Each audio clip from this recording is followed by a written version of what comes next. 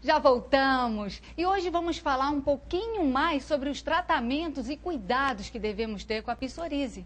Mas antes vamos saber do Dr. Ricardo, que doença é essa? Doutor, bom dia. Bom dia. A psoríase é uma doença de pele, uma doença inflamatória, crônica, cuja causa ainda é desconhecida, é multifatorial, existem diversos fatores que influenciam no aparecimento dessa doença e que ao longo do programa a gente vai tentar esclarecer de uma forma mais didática.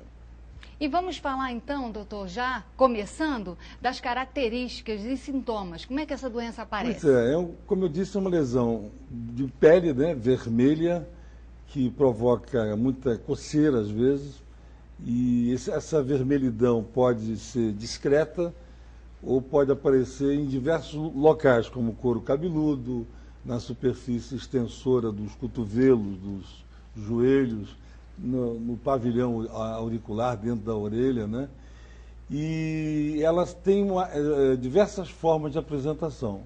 Bem, agora vamos saber da Gláucia, quais são os fatores psicológicos que podem desencadear o aparecimento ou o agravamento dessa doença? Na realidade, a psoríase, apesar dela também ter esse caráter genético, né? Como o Dr. Ricardo disse, são múltiplos os fatores que influenciam no desencadeamento da doença, mas a gente pode colocar aí que existem alguns fatores psicológicos, emocionais, que estão fortemente envolvidos tanto no aparecimento quanto na manutenção dos sintomas da psoríase. Atualmente, o principal que a gente pode citar é o estresse, na medida em que o estresse por si só ele já provoca uma série de sintomatologias e automaticamente ele baixa a imunidade do paciente e isso já faz com que o paciente esteja propício a desenvolver uma série de outras doenças, entre elas a psoríase. Existem algumas doenças, e entre elas a gente coloca a psoríase, que a gente chama de doenças psicossomáticas, o que significa isso? Que é uma forma que o nosso psiquismo tem de descarregar um pouco daquela tensão emocional via corpo. Então a gente acaba jogando para o corpo um pouco da nossa tensão emocional e de algumas questões psicológicas envolvidas que de repente só pela via psíquica a gente não consegue lidar com elas. E a psoríase muitas vezes acaba se transformando numa dessas vias. Lógico que não só o estresse, mas depressão, ansiedade, alguns fatores de personalidade mesmo podem influenciar também para o desenvolvimento da psoríase, junto com outros fatores. Por exemplo, várias pesquisas indicam que pessoas com algumas características de personalidade, geralmente aquelas que têm uma dificuldade de expressar os seus sentimentos, as suas emoções, geralmente têm uma tendência um pouquinho maior para desenvolver alguns tipos de doença. Problemas de pele, por exemplo, tem uma grande influência aí de fatores emocionais. Agora eu quero aproveitar que a gente falou de pele e falar com a doutora Lúcia Bentes. Tudo bem, doutora? Tudo bom, Lúcia. Essa doença pode ser confundida com outras? Sim, ela pode ser confundida e ela tem que ser diferenciada de outras doenças, né? Por exemplo, de uma maneira geral, dos eczemas, né? Onde se destaca o eczema seborreico, que é uma afecção bastante comum, bem mais comum até do que a psoríase.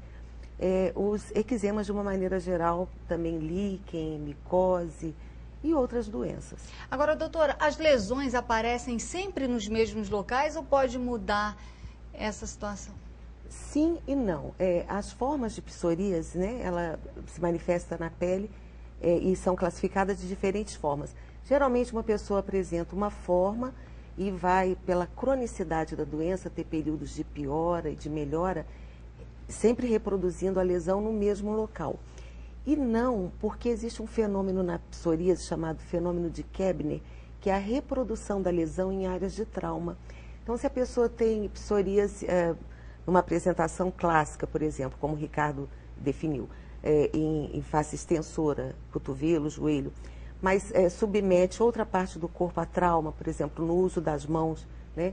O traumatismo repetido da mão pode reproduzir as lesões.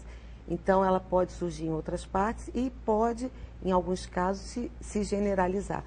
E algumas vezes, algumas formas menores evoluem para formas mais extensas. Isso pode acontecer. Agora, Gláucia, me diga uma coisa, de que maneira essa doença pode interferir no lado emocional das pessoas? Isso muda muito? Geralmente, sim.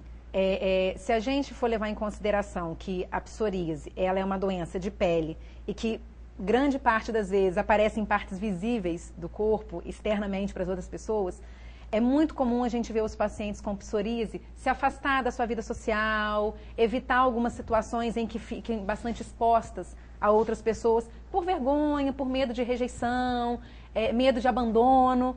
É lógico que a gente não pode deixar de considerar que nem sempre esse medo de rejeição é só imaginário, às vezes ele acontece de verdade, né? A gente vê que a sociedade tem pouca informação sobre psoríase e ainda acha que é uma doença contagiosa, não posso chegar perto, não posso encostar, e isso às vezes não fica só sendo no nível imaginário do paciente que acha que as pessoas vão se afastar, muitas vezes realmente há esse afastamento do paciente.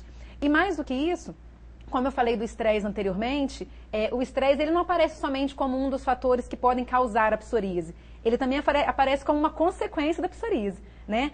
Normalmente a pessoa que tem esse tipo de doença, que passa pelo tratamento, às vezes é um tratamento demorado, que demora para se ter um resultado, e isso gera um estresse, uma angústia muito grande no paciente também. Agora, para esclarecer melhor quem está em casa, o doutor Ricardo vai explicar para a gente quais são os tipos de psoríases existentes hoje, doutor.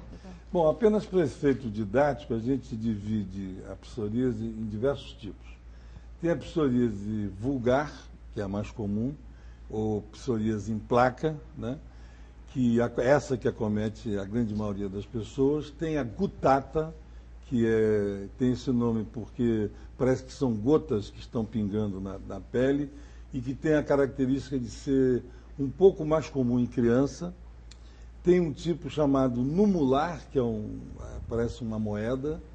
Tem a psoríase pustulosa, essa é uma psoríase mais grave e que compromete principalmente a região da planta, a região palmar, né? As mãos e a planta dos pés. A pustulosa costuma ter esse nome porque pode ter gotas de pus, né? Pedaços de pus, bolhas com pus.